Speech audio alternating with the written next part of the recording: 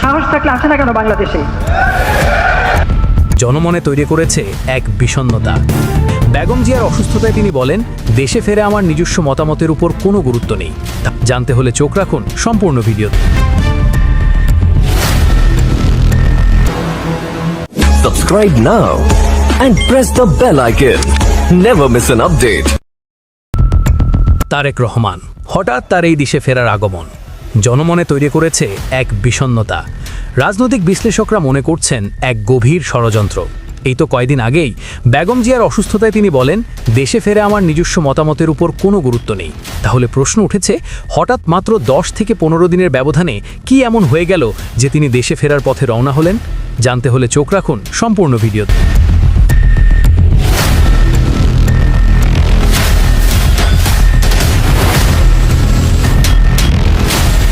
আজ 25শে ডিসেম্বর তারেক রহমানের আগমন উপলক্ষে ঢাকার 300 ফিটে তৈরি হয়েছে এক উন্মুক্ত মঞ্চ, যেখান থেকে জাতির উদ্দেশ্য ভাষণ দেবেন এই ভারপ্রাপ্ত রাষ্ট্রনায়ক। কিন্তু জনমনে প্রশ্ন উঠেছে, হঠাৎ বাংলাদেশে প্রত্যাবর্তন কেন? মায়ের মৃত্যু মুহূর্তে যে ব্যক্তি দেশে আসতে রাজি হন নাই, সেই ব্যক্তির কেন আগমন? প্রশ্নের তীর ছুটতে না ছুটতেই ভারতের আনন্দবাজার পত্রিকায় উঠে এসেছে চাঞ্চল্যকর তথ্য, যে বিষয়টি নিয়ে ইতিমধ্যে আলোচনা করেছেন দেশের অনলাইন অ্যাক্টিভিটিস্ট পিনাকি ভট্টাচার্য। পা রাখতে চলেছেন খালেদা জিয়া পুত্র তথা বিএনপির ভারপ্রাপ্ত চেয়ারম্যান তারেক রহমান।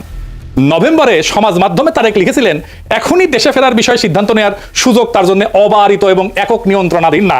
অনেকেরই প্রশ্ন, দিন 15-18 মধ্যে কি এমন হইল যে তিনি দেশে ফেরার ঘোষণা করলেন? বাস্তব হইল, মানে এখানে কইছে কেন দেশে ফেরার ঘোষণা করলেন, এটা কইছে এখানে। বাস্তব হইল, নয়াদিল্লির সমর্থন অনেকটাই নিশ্চিত করে ফেলেছেন বিএনপির ভারপ্রাপ্ত চেয়ারম্যান।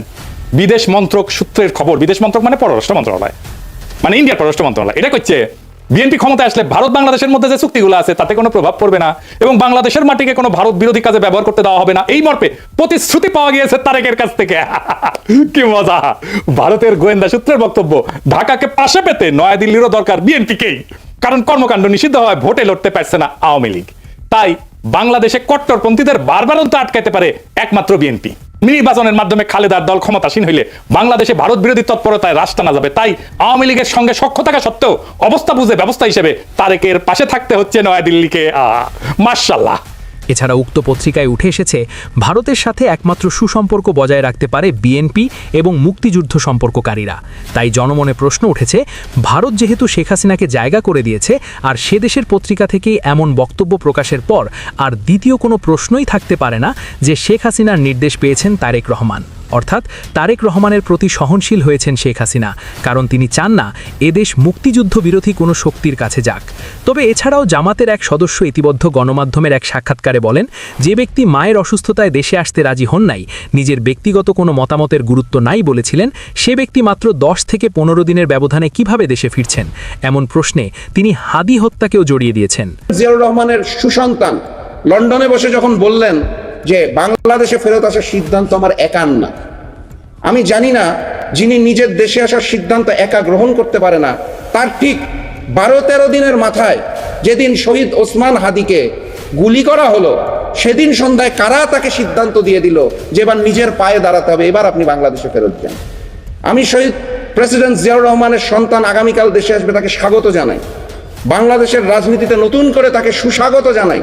কিন্তু আমি আসলে জানতে চাই যে তারা কারা যারা তারেক রহমানের সিদ্ধান্ত গ্রহণ করে? কেন আনন্দবাজার পত্রিকার মধ্যে হেডলাইন করা হয় যে খালেদা পুত্র সম্বল নাকি এই মুহূর্তে হিন্দুস্তান?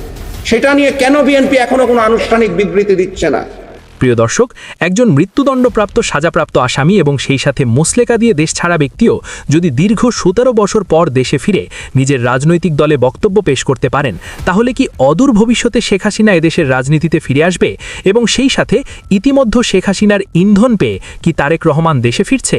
এ বিষয়ে আপনার মূল্যবান মন্তব্যটি অবশ্যই কমেন্ট করতে ভুলবেন না। ধন্যবাদ। SA News 24H।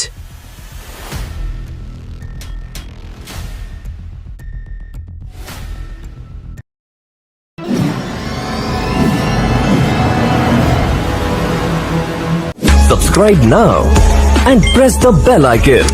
Never miss an update.